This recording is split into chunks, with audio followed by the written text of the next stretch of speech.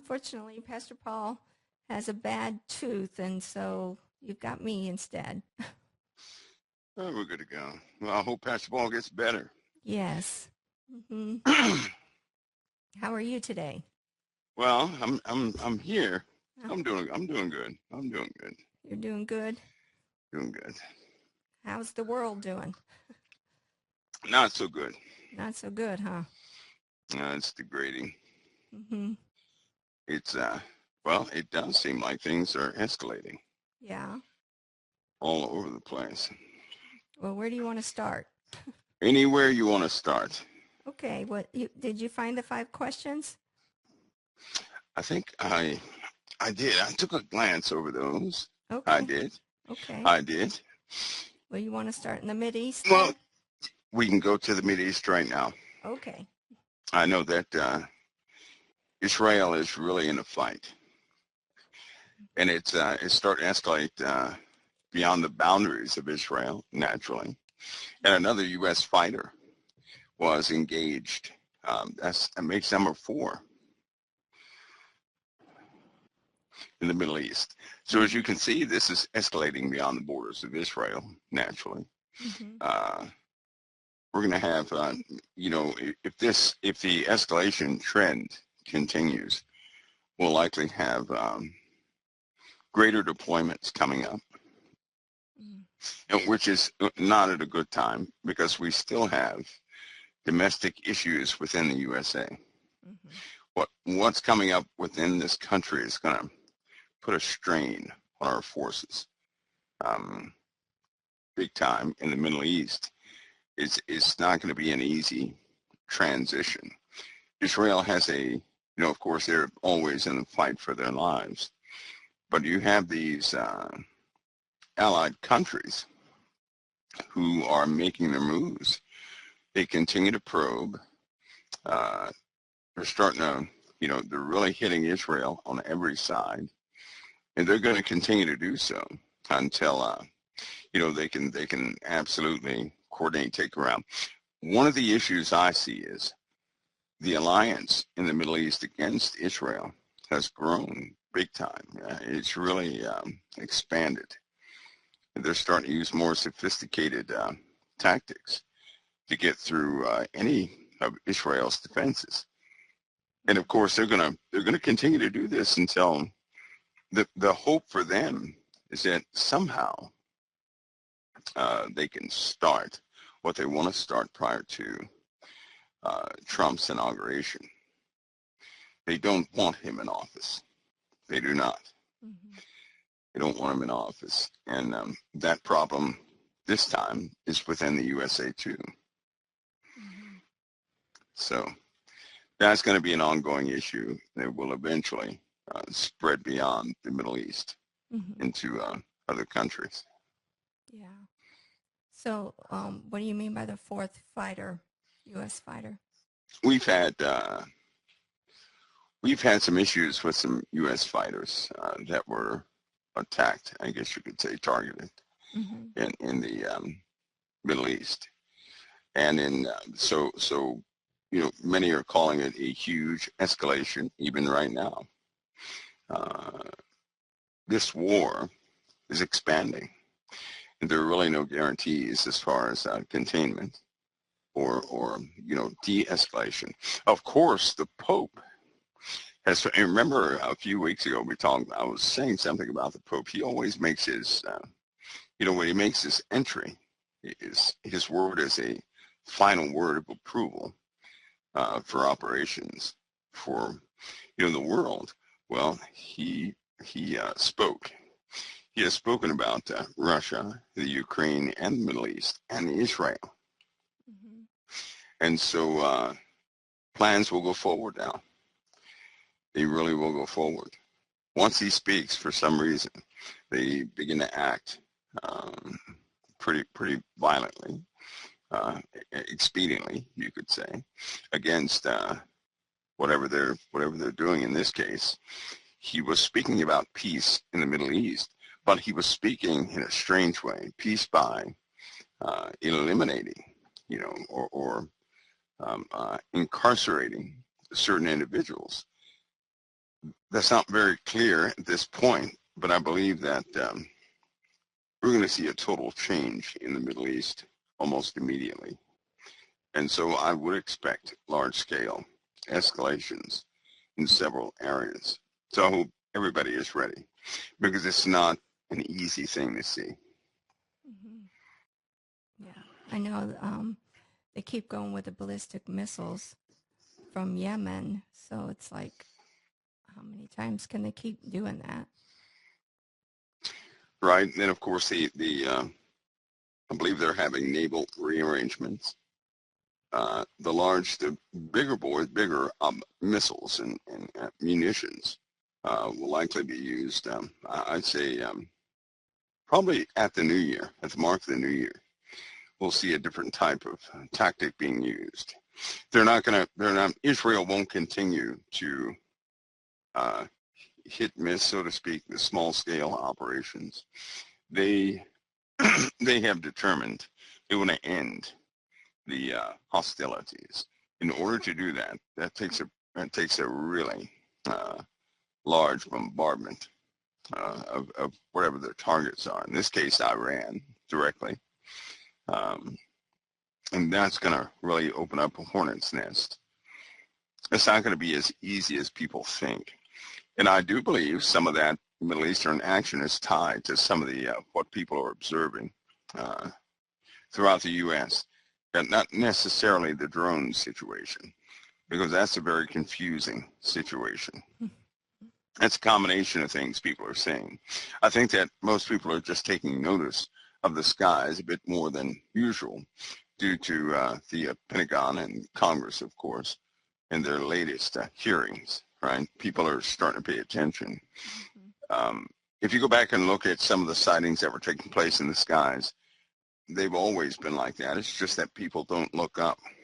Now they're starting to look up, and they're beginning to notice what they can't identify. So, but it's always been like that.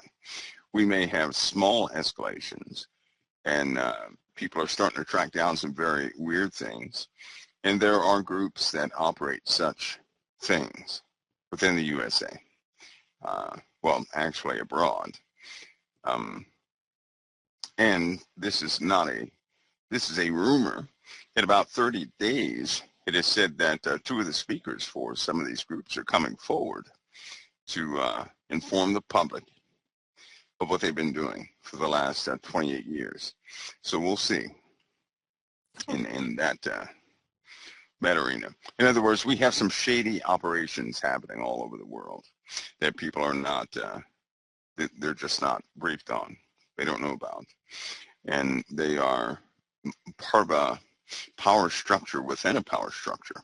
For example, when ex-military personnel get out of special ops or something like that, normally they do not transition into civilian life just without connections.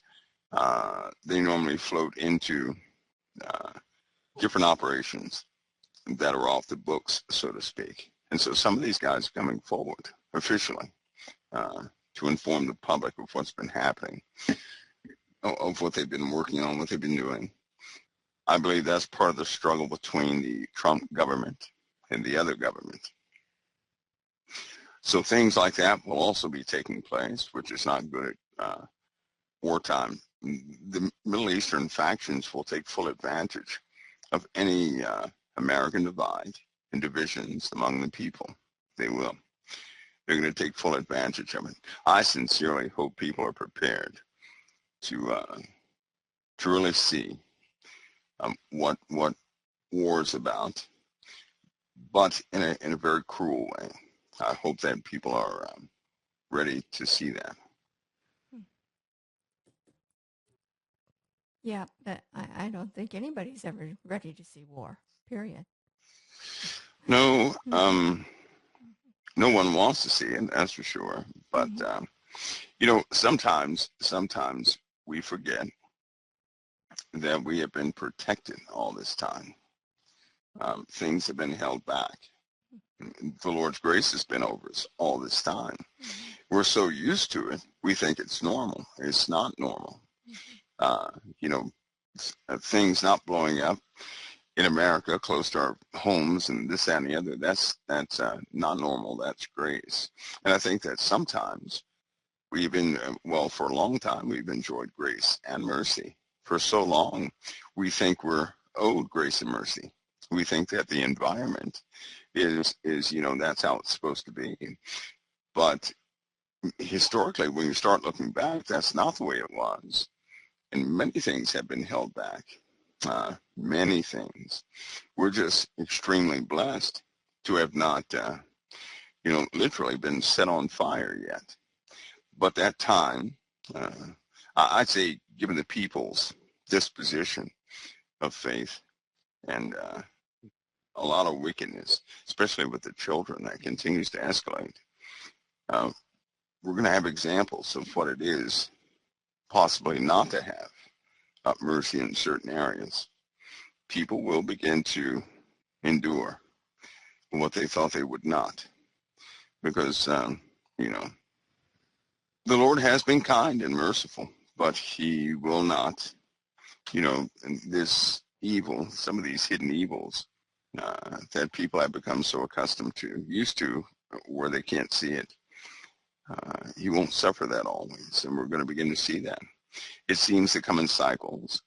This is going to be one of the larger ones. Mm-hmm. We've had world wars, and it's gone to other lands, and it's devastated countries. America's been blessed, severely blessed. But even the elections give us a gleam into the some of the less resolvent nature of Americans. We have a divided community, you could say, and we have a lot of immoral activities taking place in this country, more than usual. Mm-hmm. And it comes with a consequence. And so we'll see a part of that. Normally repentance follows, and people begin to really take inventory of how good they really had it. Then they begin to see, what they took for granted.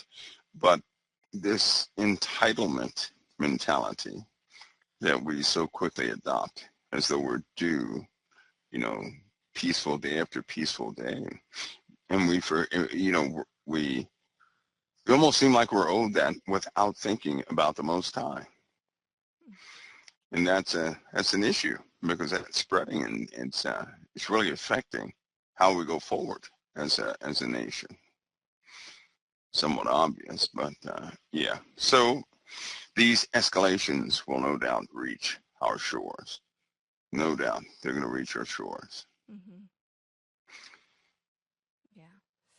So the drone situations, my thought, just Heidi's thought, for whatever good that is, was that of course drones can see overhead, so they can see if there's any camps that shouldn't be there, whichever, whether they're terrorist camps or whether they're domestic terrorists going on, either way.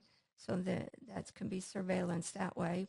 But also, they could also be sniffing out any nukes or any other kind of chemicals. So that's just my thoughts on that. Mm-hmm. Of course. Well, yeah. If you think back to 2000 and 2007, and they were talking about a drone highway. Mm-hmm. Do you remember that? When NASA was building a drone highway in the FAA, in combination with NASA, we're building that drone highway. This is when most of your, Amazon and Google and all these guys, they said we're going to have drones up in 5 years, delivering this, that, and the other. Well, they completed the highway, and as soon as they completed the drone highway, it was hijacked.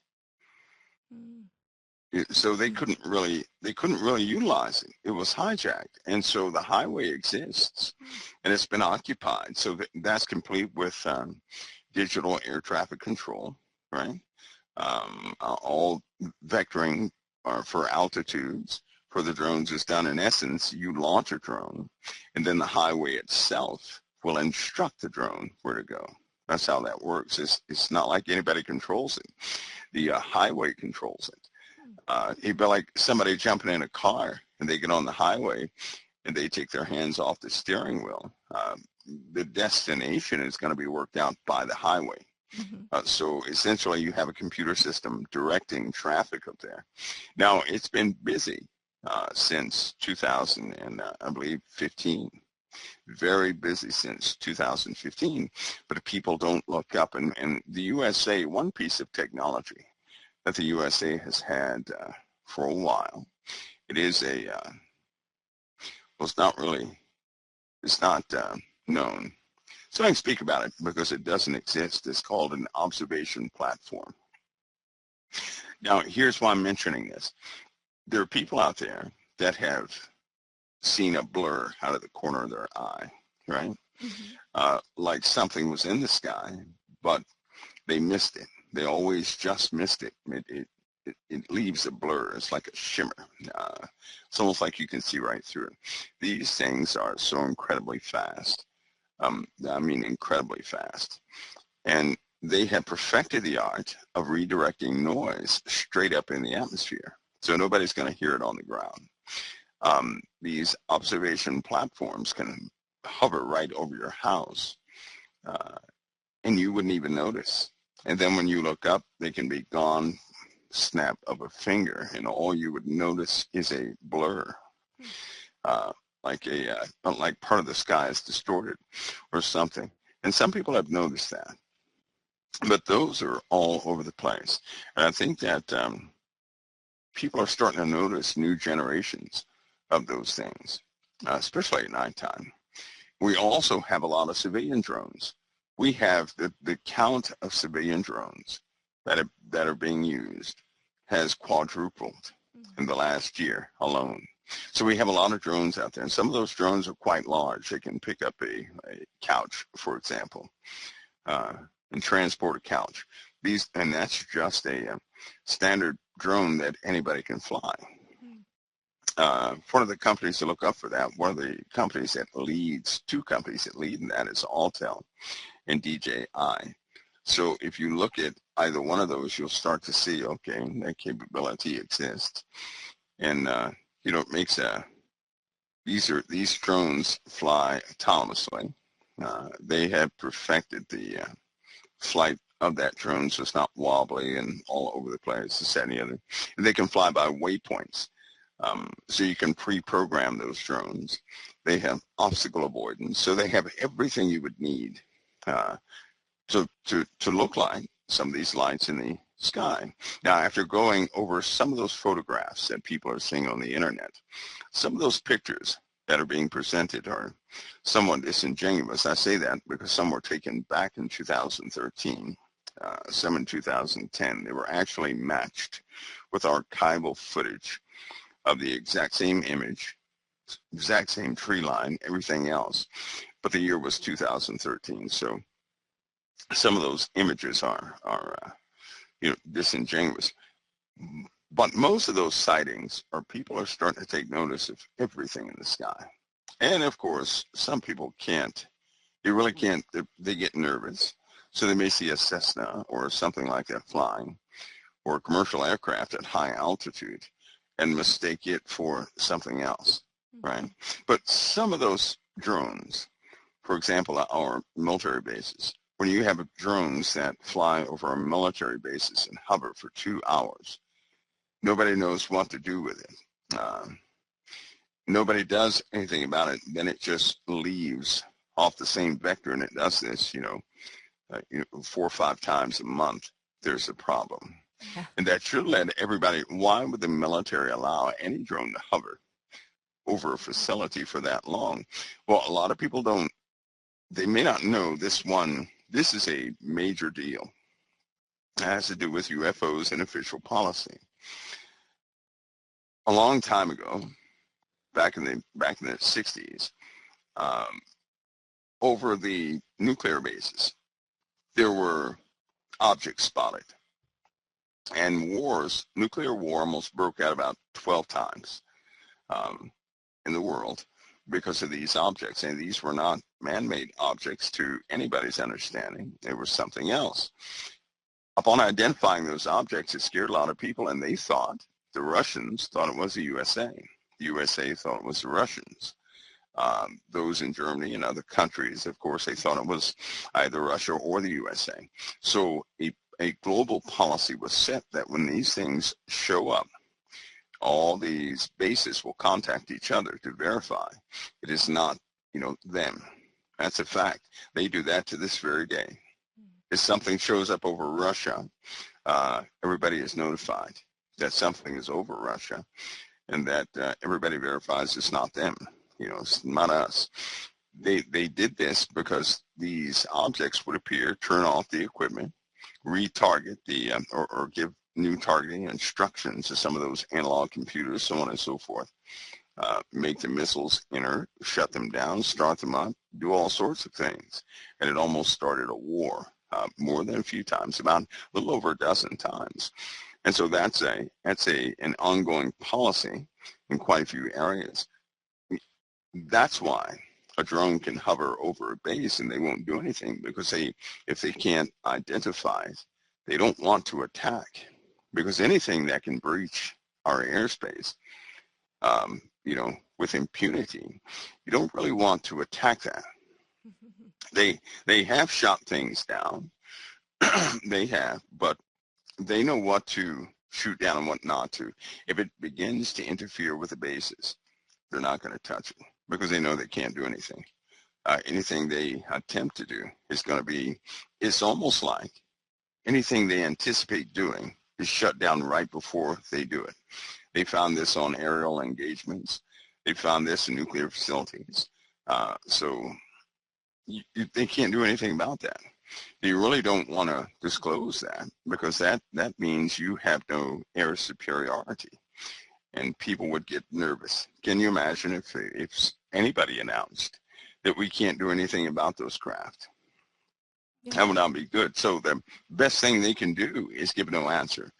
If they give no answer, right, then everybody, yes, they come up with narratives and they get frustrated, but they're not frightened to pieces. They're not scared to death, right? They still think that nations have air superiority, but we don't, when it comes to those things.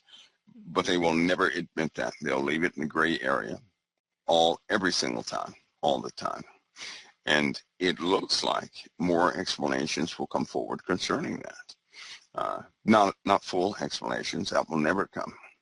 But they will, chip away and test the reaction of people through social media to see, what the real reaction of people will be. That will continue. That will continue. Yeah, psych up. Absolutely. So, that will also increase. Since the New Jersey sightings, I believe one of the numbers said it increased already about 120% globally. So it'll continue to increase globally. The difference is there have been, for example, was November, over 1,000 people were witness to, one sighting of something that everybody was estimating to at least be 2,000 feet in length, things like that. Some people were on a overpass or a highway or bridge or something like that, and some saw it from above and some saw it from beneath. They're becoming quite visible these days. And there are the personal encounters and the radioactive signatures left, when they leave. People are starting to see these things. We, or America, or special access programs, they develop things like that all the time. The guy at Northrop Grumman, he made a comment a few times historically. He said that, first of all, he was motivated by a triangle he saw when he was young. He saw a triangle when he was young. So we're talking about back in the 20s and 30s. And then some before him had actually sketched out the triangle with the three lights. And that was back in the 1800s. Now that's ironic, because they had triangle aircraft flying in the USA with, and other countries, obviously, with 3 lights and 1 red light in the center back in the 1800s. You start looking back in the 1700s, you get the same report. You keep going back in the same reports. So some craft have been persistent throughout time. They've seen these things.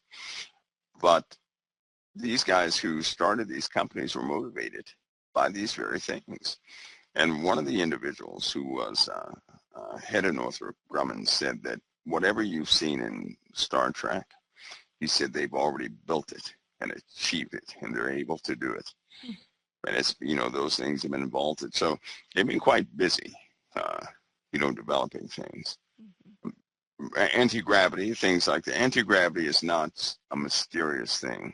It's more misunderstood than anything else. It's just that people are not taught full sciences, right? Because science is just not, it's almost like they teach limitations so that a person can never get their mind past a certain point of exploration.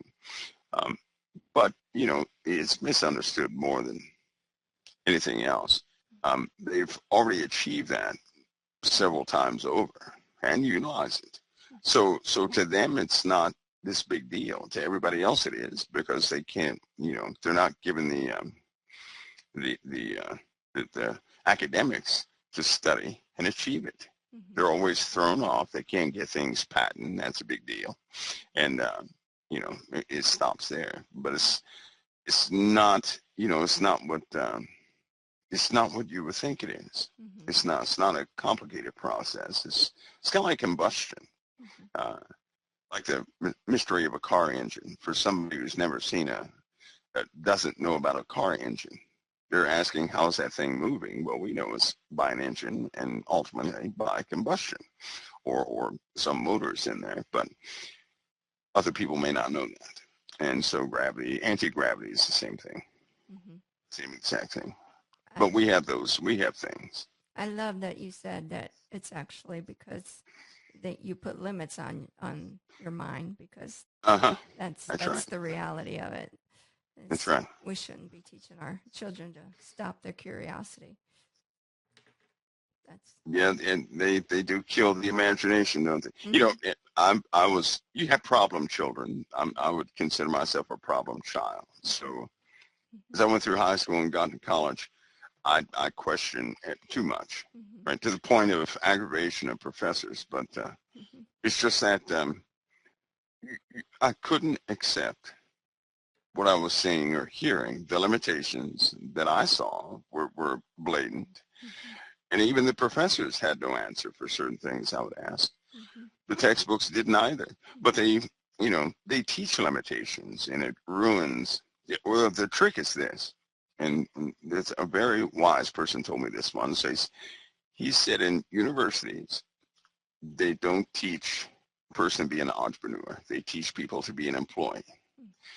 They teach people to be good employees. And so they teach them essentially, they indoctrinate them to become components in the world machine. So nobody goes higher than the machine itself. They just simply serve a purpose for the sake of that machine. They keep everything going within, the system, so to speak. But you have some people that think outside the box and still have an imagination. So that's a good thing. But yeah, kids are taught limitations big time. Yeah. Oh, we all are. We all are taught that, unfortunately. But, and I think, I've been studying Jesus. That's exactly what he was going through.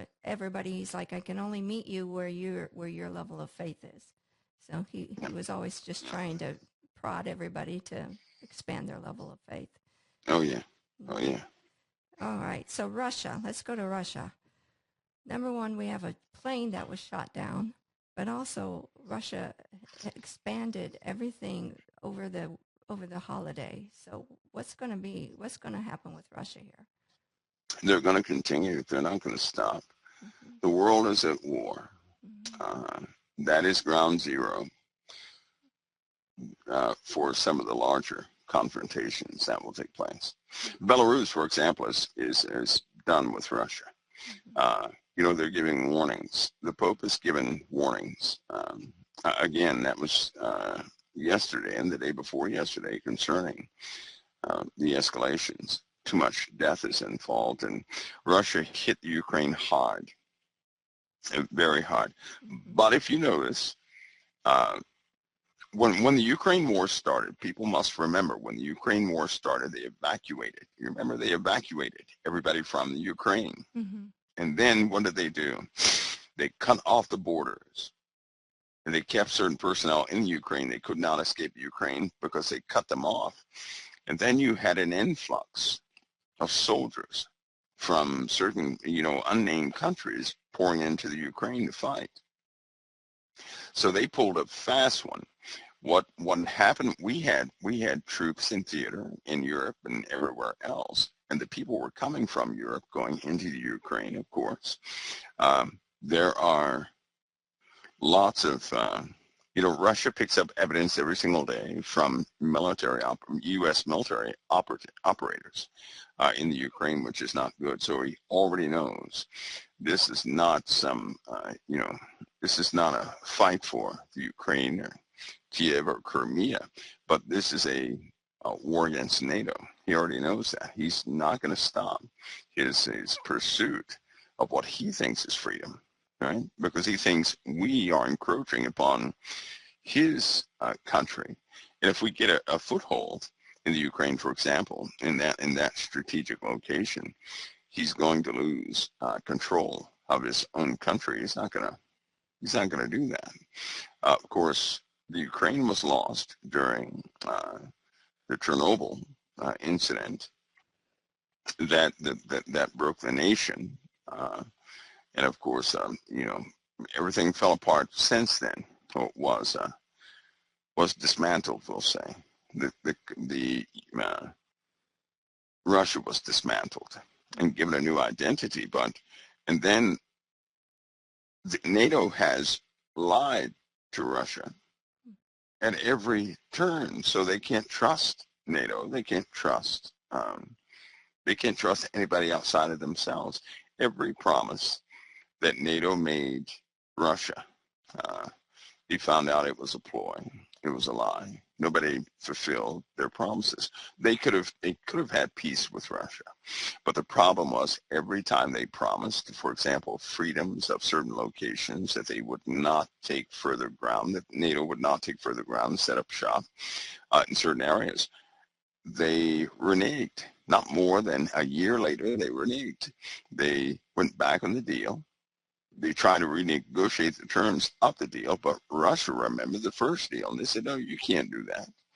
And so Russia was just simply not going to be pushed over like other countries were.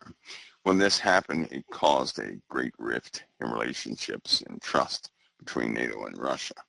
And the hostilities we see now are in part because of that. So he's not going to stop. He will continue to fight until NATO holds no ground anywhere near that area. He will continue. And one of the big issues I see is this. There are many Islamic forces that are in Russian uniform right now. There are lots of Syrian fighters. Now, the fighters in Syria were coming from Iran to fight in Syria. They were ultimately transferred to Russia. Russia is full of Iranian soldiers right now. Right now, they're fighting every day. They're being trained every day. Now, while the USA is benefiting from not fighting our standard forces in combat right now, Russia is rotating. They're doing combat rotations of different nations. They're troops from different nations. They are actively training forces, and they have been doing this for some time. So we have the world outside of the USA they're being battle hardened by conflict. And you know what that means? They're going to get stronger and stronger and stronger and get rid of the weaknesses. And they're going to get stronger while we are wholly dependent upon technology and certain tactics we believe, work because of that technology. That is not That's not a good tactic going forward for anybody. Because if we don't have proper combat training, then the stress factor is going to demean operations. If anything, when it breaks out on a larger scale, and we're going to, there's a price to be paid, a painful price to be paid always for any military who does that. In a time of wartime escalations, training is invaluable. We're not training like we should. We don't rotate people into active situations enough. And so you have the hardened military we used to have simply is not there. And what that means is they're not going to be able to fight long. Battle fatigue will settle in very quickly. And that's not going to be good. Our resolve is going to die while the other armies are used to rotating for 2 years at a time. I find that interesting because so apparently it's not about religion with him because he is a Russian Orthodox, if I'm correct, and he's all about Mother Russia. So and he would, in my opinion, he doesn't like Islam, but he's using them as a fighting force. Correct? Yes, he is. Yes, he is. Lots of them. And that's a problem. That's a problem. Because I guess my worry is Islamic radicals seem to do the same thing in the end. They'll build up in forces, and they will go rogue in a heartbeat. They're going to go rogue in a heartbeat. Now, they're in the area, Sister Heidi, where the nuclear weapons are. They're in that area. And some of the commanders are Islamic that are over those air defense and offensive air batteries. So if that's going to be compromised at some point, and they're not going to hesitate to fulfill their faith obligations, which is to burn the West. Whether people know it or not, the USA must be on fire for them to properly take down Israel. They already know that. They already know they can't take out Israel so long as we still exist. So in their hadith, we must be burning. We must be on fire. At the same time, Israel is on fire. Well, the only way they can achieve that, well, they can do it in a couple of ways. And they're probing right now with our nuclear facilities. They tried with power, but the yield just wouldn't be enough. They've tried with telephones to confuse communication, but we do have lots of redundancies with communication. They've tried with certain people planted in banking and the markets and this, that, and the other to cause that type of confusion. We recovered too quickly. So now there's been an increase in probing or let's say found tampering of nuclear facilities. That's just not good. We have radioactive materials that are missing. The nature of nuclear material and how it can be encased without detection, that's been different too for about a year now. That means somebody can have a nuclear fissile material and encase it in a way that it cannot be detected, right? So it just can't be detected. Well, having that in mind, we know that unauthorized personnel have been captured in quite a few nuclear facilities, and it keeps happening. Just like those people that were flying drones around transformers attempting to cipher part of the power network. They weren't trying to blow up the transformer. They were trying to steal information from the data that would go through the transformer through those transmission lines. And we have that type of escalation. So at some point, we likely will entertain some type of meltdown in the USA. And of course, most of our facilities and most of our oil refineries and most of our gas operations are centralized right up the middle of the USA. Right up the middle. And Texas, in my opinion, Texas should be one of the most secured locations in the USA. It really should be. It is target number one. And, Texas is in trouble. They just they're not going to have the wherewithal to watch all of what they need to watch. They just won't. And so when the fires begin, Texas is going to be a big part of that. We just can't afford to have Texas compromised like that. If they set the gas on fire and the oil on fire at that nuclear facilities, we're in trouble. They can set either one on fire, and it will, it's going to trickle up to many different systems right there in Texas. So, Texas needs some serious firepower and technology to keep it from the hands of the enemy. Now, having said that, now you may recognize some of the moves that have been taking place. Mm-hmm. But I think they need more. If you notice, most DoD industries, civilian-based contractors have moved to Texas. Mm-hmm. Most of them have, specifically for the DoD. So they have somewhat increased it. It's just not going to be enough. It's not going to be enough.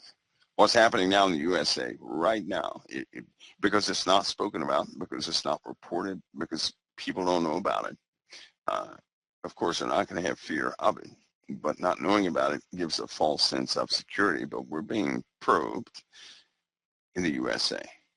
Worse than we know. It is worse than we know. It is quite serious. Kind of like that drone situation. While some of it is not serious at all, some of it is quite serious, right? And you said it yourself, that you believe that some of that could be nuclear, chemical, biologically connected. Well, I give that a thumbs up, 100% on that one, because some of there have been some captured vehicles, so they know what they are. Mm-hmm. They know what they are, but they dare not say anything. Mm-hmm. Yeah. So another big question going on here is, should we have medicine on hand for radiation? Yes. Mm-hmm. Yeah, always. Yeah. I tell you what, it seems minuscule, something that unnecessary, right? Mm-hmm. It's always going to be unnecessary until it takes place. And when it takes place, no one will be able to find it. Mm-hmm. The government has bought up most of the supplies. Mm-hmm. Then you have people in the civilian sector who support the government. They bought up the other half of supplies. Mm-hmm. So if you can find it, if you can find good batches, make sure they're credible batches, though. There have been some mishaps in that area. People always try to capitalize off of people's fears. And so they have been selling placebos, you could say, to folks, and nobody wants a placebo. But what's available out there, it will essentially stop some of those particulates from tearing up the thyroid, because once the thyroid is, the adrenal gland and thyroid and all those things are compromised, they will just radically deteriorate the body in a very bad way. And essentially, just in case nobody knows, radiation essentially destroys cellular tissue and matter, and you start to melt.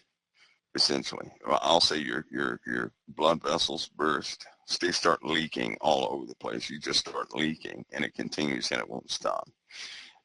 So there's no reversing it. So the best way to protect yourself is through prevention. That way, if they're on hand, if you hear about some sort of meltdown, you can, take your medication there. I don't want to say the name of the medication because it might draw the wrong attention to this topic, and we start having technical issues. Mm-hmm. Right. Yeah. So also, I know that BP has those Geiger counter things that people can get too. Jesse has them over there in his place. So another great plague. We're already hearing about California locking down. What do you think? He's in trouble, right? Didn't he? Didn't California somehow lose? It's up in the trillions now, I believe. Oh boy, it's a bad situation forming with California. Let's just say that California is becoming unraveled, and Mm-hmm. The accounting books are being opened. I'll tell you something. War is coming, a different type war, right? Mm-hmm. It, it seems that, the book of secrets is going to be let out. And when it does, there's going to be some problems. Because, for example, Elon has already found waste in excess of trillions already, Mm-hmm. in excess of trillions. Now, here's the benefit of that. And you remember the student loans that were forgiven? Mm-hmm. Well, they weren't forgiven, and now people owe that money back. Mm-hmm. Oh my, not good, not good. So Supreme Court shot that down. Why? Because we have an absolute institutional change taking place. And when people find out what has actually happened, they're not going to be happy. Anyway, um, I think that sometimes people jump the gun on certain things, I'll say. And it just so happens that came out at the same time the books were turned over. And Oh. when something like that happens, it's very difficult to trust the authenticity of what they're calling for. Is the timing is too perfect, Mm-hmm. right? So at the same time, this missing money was that topic was brought up. All of a sudden, you know, and the fear mandates comes back and mandatory this and that and investigations of another time. It's almost like all assets have been, investigation and assets have been redirected in the disease area, not the financial area, right? And so, but we'll see. That's very interesting. Uh-huh, Yeah. it is. Mm-hmm. Good to know. Good to know. And unfortunately, we can't talk about situations, so we can't go deeper there. All Uh, right, all so right. climate, the climate has been crazy. Get California ready. had waves. Hawaii had waves. We keep having atmospheric rivers out of the Pacific Northwest. Um, somebody told me Australia's on fire. So what's going on? Oh, this is the part that this is my grief. This part grieves me. The weather is grieving. If people can't see it by now, something is different, and it has been for at least 5 years, longer than that, but essentially the 5 years we've been enduring this weather has been just drastic changes. Escalation after escalation, increase, the trends are increasing, the winds are breaking all records, temperatures breaking records, storms breaking records, floods breaking records, right? Everything weather related breaking records. And it's been increasing mathematically, right? It's been increasing mathematically year by year. So it's easy to see that 2025, uh, 2025 is going to be devastating. I'll go ahead and say it. It'll be devastating as far as conditions are concerned. I don't like heat. The heat is coming. Nobody can do anything about that. Mm-hmm. Nobody can. It's already been identified what's causing the heat. That's been identified for some time now. Um, it's pitiful. They continue to use the narrative for the sake of the system and navigating people's minds in certain areas with climate change, because we're not talking about something isolated to Earth. It's not, and they know for a fact, climate change, all of what we're seeing in the climate is due to the changes in the sun. Mm-hmm. And the changes in the sun should be the question. What's causing the sun to change? Mm-hmm. They won't bring that up. Have you noticed? They will not bring that up. They try to say, this is a normal solar maximum minimum cycle. No, it isn't. It's highly abnormal, Mm-hmm. highly abnormal. Um, something is affecting our sun in a very big way. It's reflecting in the activity of the sun, the chemistry of the sun changing, thus changing our circumstances here on this earth. And they're going to continue to escalate. So we're at a critical junction, though. is what I want to mention. Everybody should remember back in the 90s when they said, hey, if we if our temperature increases at 1.5 degrees, you remember that? Mm-hmm. They were saying everybody's in trouble. It's kind of like when they said, if Russia, in 30 more days, Russia's going to have a breakthrough, or Russia's going to, they're going to have nuclear weapons. Well, they've been saying that since 1998, right? Right. And you mean to tell me they still don't have nuclear weapons? Sometimes we hear, we don't, but we don't hear, right? We hear and don't hear. The weather is the same way. They continue to say every single year that if we go, they stop saying it, by the way. You don't hear anybody saying if we go up another 1.2 degrees, we're in trouble. You don't hear anybody saying that because we've gone up 1.2 degrees 4 times already, 4 times. And the every meteorologist out there is under pressure. Can you tell? Because when they start reporting the weather, they are extremely careful to go only with what the model is saying. So if they don't have the model for it, the European or USA or East and West model, they're not going to use anything. They will not give their opinion of the weather. They will stay within the parameters of what the computer data is telling them. That should capture everybody's attention who was ever interested in weather. That they are afraid. Probably they'll lose their jobs, but they cannot speak outside of those given parameters. Why? Because we have weather that is off the scales. It is unnatural, and it also matches a time historically when other people had to go through the same thing. Of course, not this severe and not this fast. Our weather developmental changes have taken place in the last 5 years. Normally it takes, 150 to 200, 300 years to achieve, not this fast. They have doctored, they started keeping weather records some time ago, right? But they've doctored the records.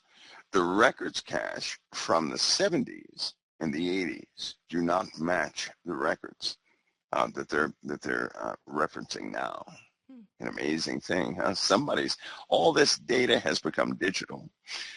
Nobody has, access to books anymore. There are no encyclopedias of historical weather. Because it's digital, it can easily be changed. And they are utilizing that to the best of to their own advantage. But the weather trends that we see, based on those trends, here's what we can look forward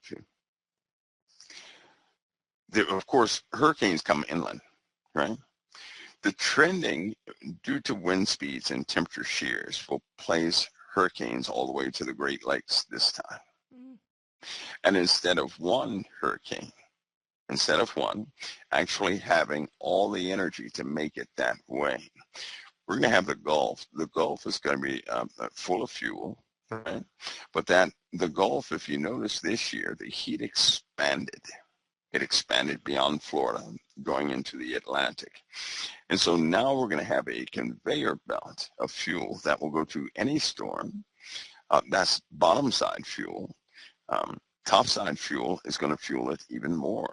Through this, the added particulates in the upper atmosphere, this compression event is going to cause these storms to become much more violent. They won't, because storms right now do not need the altitude they used to. A cumulonimbus cloud would have to develop at a certain, it had to be so tall, a specific height to cause, a specific type of lightning and rainfall, this, that, and the other.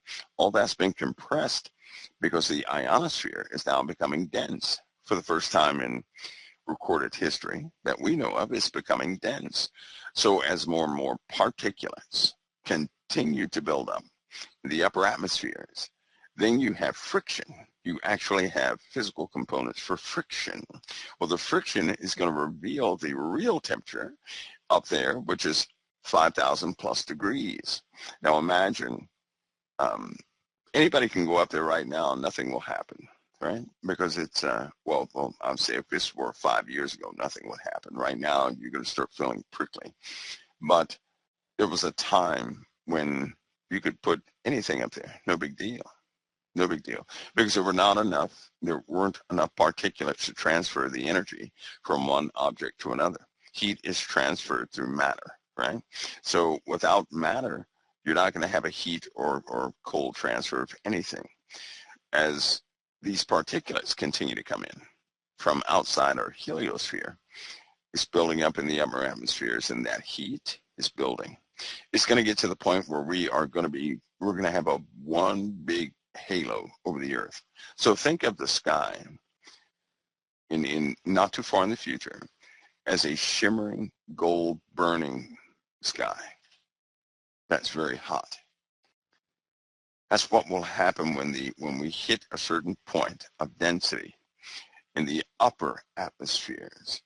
It will seemingly ignite. And then we're going to be in real trouble until it can totally burn out. So that's a real thing. That's a very real thing. And we're approaching that. There are no time estimates on it. The process has already begun. It is ongoing. It is exponential, and it's not stopping. So weather will be, storms are going to be, I'd say about 2.5 times worse than what they were this time. We were so blessed. Elena was one of the biggest ones we had to deal with. And that caused, what, $50 billion in damage by itself. That was a lot. And people are still recovering from Elena. When it's all said and done, they said it will likely reach about $600 billion in damages. Insurance companies, however, more insurance companies have gone under from these storms. So the storms are causing financial woes. We have, in January, not to alarm anybody, but you have a lot of retail stores closing in January, lots. There's a mandate. They're going to try and get rid of all their inventory, just about everybody in the USA, because taxes are ridiculous for businesses. And you're going to be taxed on that inventory that you carry. So they're going to get rid of inventory, because who in the world would buy an item for the price of $10 wholesale, but then you get taxed $21 if you have it in your inventory? Of course you're going to sell it, and you're going to give it away if you can, but they're going to make something off of it. So look for prices to be slashed up to 75 to 80%, sometimes getting it at cost. That's going to happen. But a lot of retail stores are closing. The list is growing. And when you start seeing some of your lower income stores, like your dollar stores, right? Those hold the dollar store chain, they're closing all over the place. All over the place. If you've ever heard of a store called, what's that store called? Big Lots. It is, all of it's part of the same system. Like on merchandise, you'll see a tag. Like if you buy something that's been rejuvenated, so to speak, it'll say sell at dollar stores only or something like that, right? That means that the item has been let's say repurposed. Same item, but the contents may be expired or less potent or altered in some sort of way. Well, that was important for a lot of communities to be able to go and get cheaper items like that. But then the prices began to rival everybody else's, and now they're shutting down. At least 80% of dollar stores are going to be shut down by March of 2025. That's awful, right? So then you also have you have a retraction of some of these larger chains that were spreading around, right? And some of the smaller stores, like your Kroger's, like your Food Lions, like all these different grocery stores, you're going to see a lot of those go out of business. They're going to be shut down too. So we have a consolidation of sales, the sales mechanics in America. Why? Because we have the new identification systems, the new purchasing systems, the new point of sale systems. All those systems are changed. And so whatever's out there now, everything you see out there now is antiquated. The barcode, right? The barcode technology, the software and the adaptability and everything, it's been highly perfected. They're going to go with that. They're going to go with since artificial intelligence is so efficient, we're going to be much like China. So that means you'll be seeing everywhere all the time for the rest of your days. And because of that, your access is going to be purely based on biometrics without flaws. So you won't need, you're not going to need certain stores, and you're not going to need the diversity as you once had. They're going to also consolidate products. So you have a lot of manufacturers going out of business. They're going to be repurposed into something else. So the variety is about to go away in a big way. That means, instead of buying 20, instead of having, 10 different types of Tide, you may have 2. Instead of saying, 10 different types of detergent, you may have 2, right? Fast food restaurants, for example, there are a lot, I think they said 50% of these fast food restaurants are going to be shut down by the 3rd month in 2025. Wow. Totally shut down. Yep. So there's going to be a consolidation of everything. Why? Because everything is changing, and it has to do with our atmosphere. It has to do with how they, take care of cattle and how they take care of the farms. They cannot do as they used to do. They just simply can't do that. They have put their fingers, Sister Heidi, into some of the food and everything else for cattle, trying to make them resilient against radiation, all these different things. But they've essentially tampered with our environment so much that they have, it's all out of whack. Mm-hmm. And now a time has come that I guess they thought they were preparing for, but they have done more damage than good. Mm-hmm. Now that the heat is coming, the heat and the water is coming. The heat and the water is going to be vicious. So nobody should be surprised if they entertain a year of tsunamis. And what I mean by that, we're going to have large land disruptions in the ocean. There are going to be tsunamis in a lot of places. I would also expect more than a few 9.0 plus earthquakes in the ocean that will cause those tsunamis. Magma breaches are almost constant now. When you see magma breaches in the desert, you've made it. That means, it's really breaching. So that's what we're having. Africa is sad to say, but a lot of people have been hurt in Africa due to magma being on the move and fires bursting out of the earth. Sinkholes have come back. Just this week, there have been some pretty large sinkholes. One took a big, huge portion of a highway and some other, property outside of that, but it was huge. That was taken. We all know about the floods that people have been enduring. Texas right now, this is December, and Texas has tornado warnings, Louisiana and all those places, in Arkansas, and they're going to continue to have these Gulf-fed disastrous storms, but the water has taken its toll. And you'll begin to notice that these storms that are, 3, 4, 5, 7 inches of rain, they're going to just start devastating everything. Our infrastructure, the highways, right, the roads, you can't take that type of inundation over and over again. You can't do it. It will crumble at the seams. That means lots of landslides and land deformations, not because of volcanism or anything, but land deformations simply because the contents underneath our feet is changing, right? It's being eroded.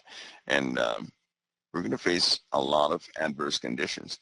And that will only be the beginning, because the weather is still going to escalate. It'll escalate to the point where it's going to be very difficult for people to enjoy themselves outside, because of the winds and uncertainty of lightning and the sun. The sun is going to be quite dangerous this year. But we're going to, we're seeing all this develop. And they're trying to normalize it by smiling on all weather stations like it's normal. Smiling. And they do. They make it a point to smile. I was saying before you got on here, they took all the eggs off the shelf. All the eggs are recalled. That's not all that's being recalled. The beef is next. They have no choice. You know what? It really lets you know something. You know how a lot of people say they want to kill us, right? They want to kill us off. Well, they don't want to kill you in the way that you think. To kill a person is to kill their will. to kill their own personal purpose. Mm-hmm. If you can cause a person to become essentially an automaton, that's what they want. They want a person to live their prescribed way of life, not a person's own way of life. In other words, they don't want a person uh, to live their life full of faith, full of these things, because it allows a person to discern what they're doing, and they hate discernment of people. They know people aren't dumb. They hate discernment, and so. Do you know there will be releases on this, by the way, and I'm going to, as soon as it comes out, I'm going to capture one, make sure you guys get it if you don't find it first, but there will be a release of a type of assault that's been upon the minds, the carnal minds of people, their natural minds of people, so they're not so creative. Because if you noticed, I'd say in the last 20 years, creativity has dropped down so low. Some of the artists that are out there, I can almost guarantee they're having an issue being creative. Mm-hmm. They still have the talent, but the creativity is not there yet. Mm-hmm. That inspiring spark is just elusive. It's very difficult to get a hold of.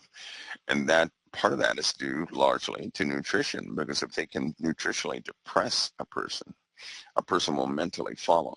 Uh, unless, now as a Christian, we're to learn, and it can be learned, to not live by the mandate of flesh, Mm-hmm. right? But to command our flesh, to discipline our flesh is where it starts. But if people can't do that, if they don't have that ability, and that's only through Christ, they're prone to whatever the flesh is being subjected to, and given that, most people have a depressed nutritional values in the system. Most people, Americans especially, I believe it's 86% are dehydrated all the time. Now they absolutely control your water intake. The truth be told, nobody who has a lab at home that can examine the water they drink. Mm-hmm. No, we're still trusting labels. And unfortunately, we don't live in an honest and forthcoming world. Mm-hmm. We're trusting labels, and that's a big issue.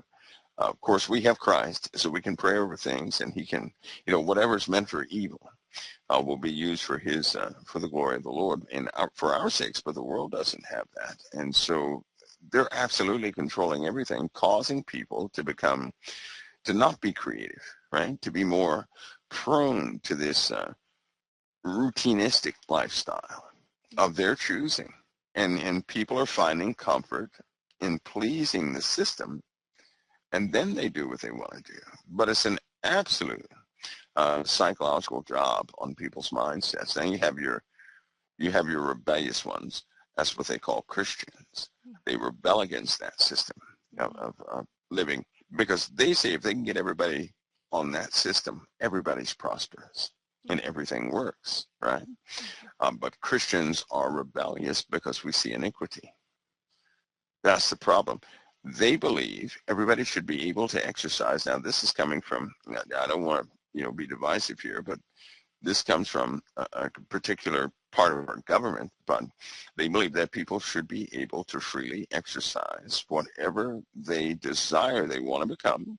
They believe they ought to have the resources and the space to become anything they want to be.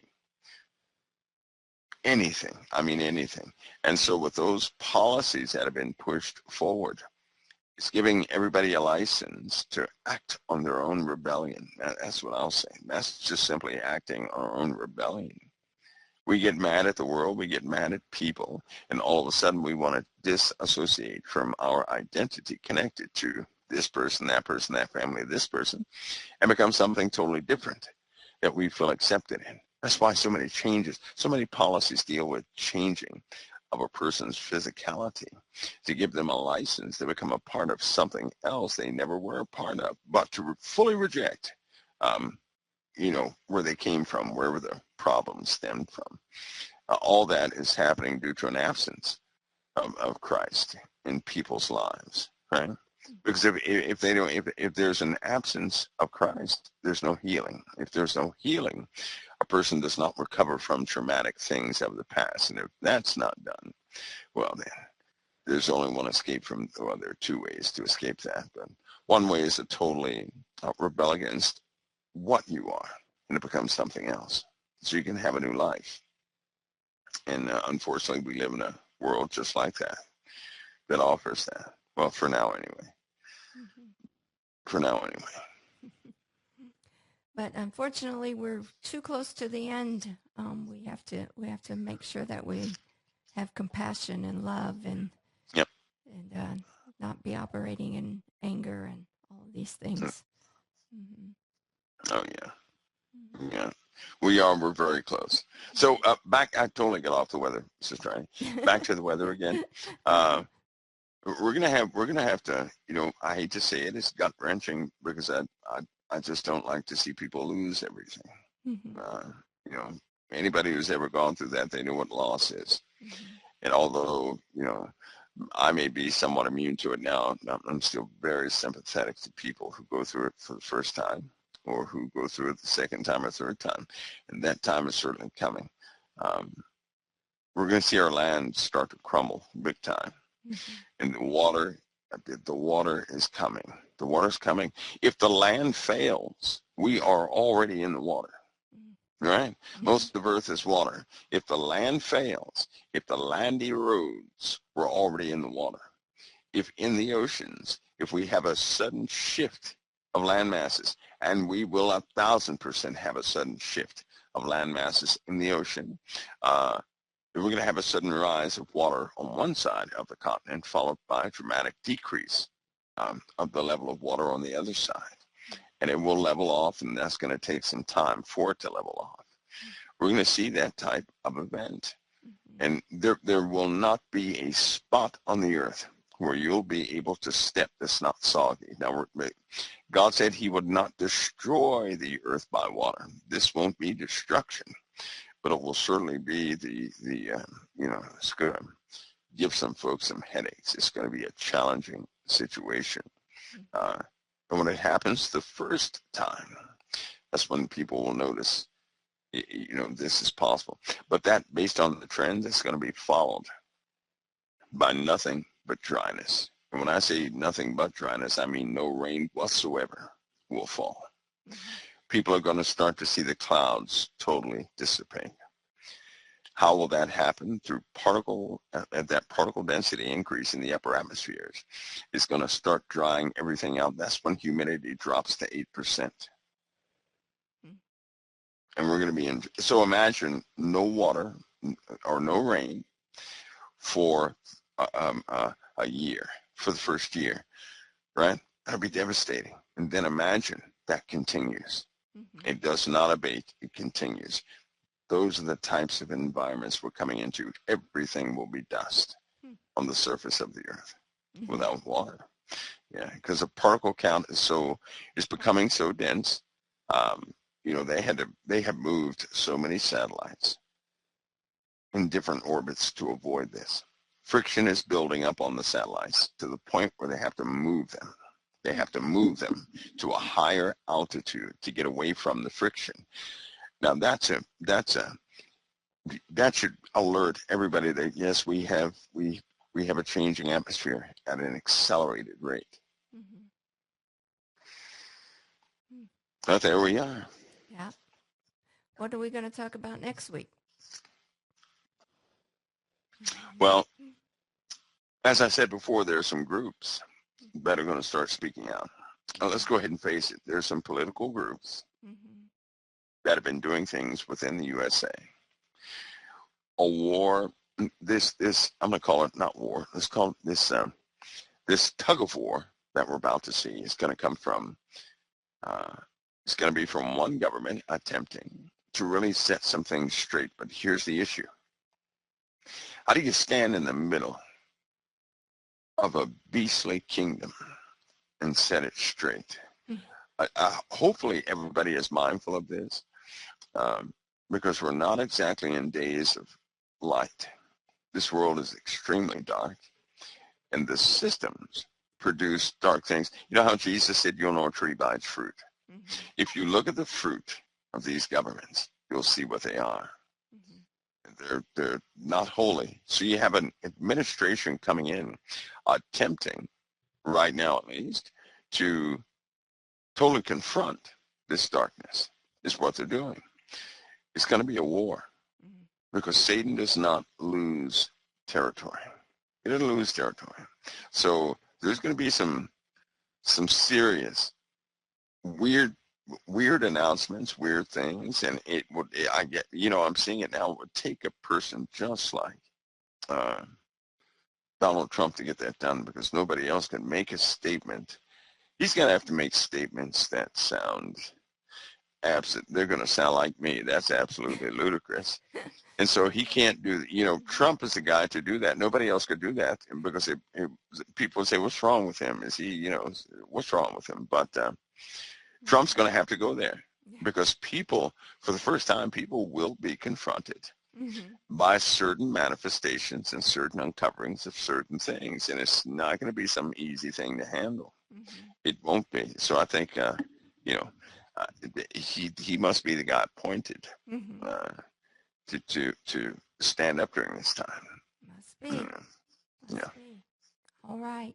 Well, thank you so much for coming on tonight and helping me through this. Sister Heidi, it's an honor. Tell Pastor Paul, I hope he gets better. If he can hear me, I hope he gets better. Just to confess, there is an assault upon folks who, especially folks like Pastor Paul, right? Because he's not backing down. Right. We know how Satan works. Yes. And he will attack physically, and God will allow challenges from time to time. But we always, the Lord is so good, because we're operating by his timing, and nobody can take command of our Lord and Savior. He will determine how long our hours are, what our employment is, and when it's over. He determines that, not Satan or any other thing can determine that, only him. So that's a good thing to know. That's a good thing to know. So I hope he gets better, though. I'm praying for you guys, for your strength, and I guess we'll get ready for 2025. Yes. That sounds so strange. That doesn't sound real, does it? It sounds fake. It really does sound fake. Yes. Okay. Quarter for the quarter. We're truly in the quarter now. Yeah.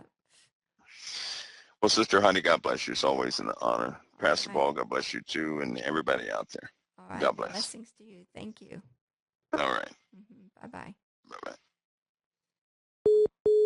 All right. Well, that was amazing, as always. And so, even more amazing, Pastor Paul is going to end it out. All right. Love you guys. Thank you. Thank you for hanging in here with me.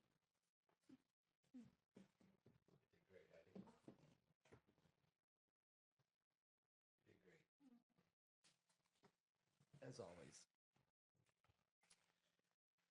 Heidi, give me that right there. Give me my little whiteboard. And my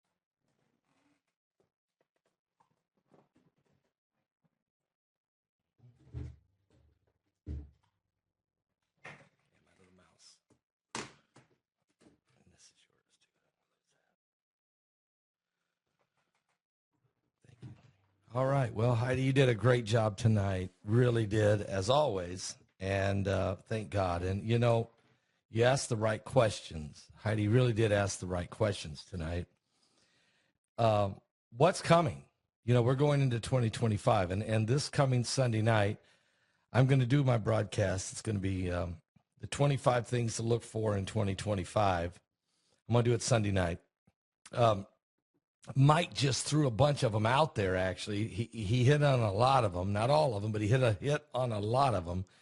And his was basically, he was giving you really about a 5-year heads up. The events that are unfolding between now and 2030 and Agenda 2030. He was really sharing with you the breakdown of society, the collapse of the climate, the heat from the sun, the lack of rain, the outrageous storms, the water events, the saltwater inclusion or infusion, or however you want to say it, coming ashore. all of these things, the volcanoes, the wars, the rumors of wars, the breakdown of the food system, the emptying of the shelves, the preparation of big pharma, big food, and really the shadow government, the black budget government, the deep state, there's the Trump government, and then there's the other government. You heard him say that tonight. All of these things, intrusion, thank you. All of these things are evident. All of the Nibiru, all of the asteroids incoming, all of these things are breaking down society. And then there's the wars, the rumors of wars, the chaos, the push for a one world government, a one world system, a 666 new world order, a mark of the beast biometric system. All of these things, the camps they're building, the internments, all of the things that are happening are headed now, and they're on. And the stores closing, the dollar stores, the big lots. You're going to see the cutback in Walmarts being built. You're going to see a major hit in property values of big skyscrapers and in the cities. The government is panicking already. They already know what's coming. The corporations can't make their payments to the banks. The banks know this is coming. The BRIC nations are trying to create the one world currencies, at least create their currency, hoping that will become the one world currency. The cryptocurrencies are trying to overtake the printed money, and then there's always gold. And so you name it all. Everybody's in play. Everything's in play. Disease, famine, wars, plagues, chaos, all these things. And so I think what we heard tonight from Sister Heidi and from Mike Around the World is the warning. The 5 big questions. I think Heidi gave 5 big questions, but I think we got about 25 big answers. And the question you have to ask, the number one question that we all have to ask is, are you ready to go to heaven? Have you accepted Christ as your Savior? Have you been born again?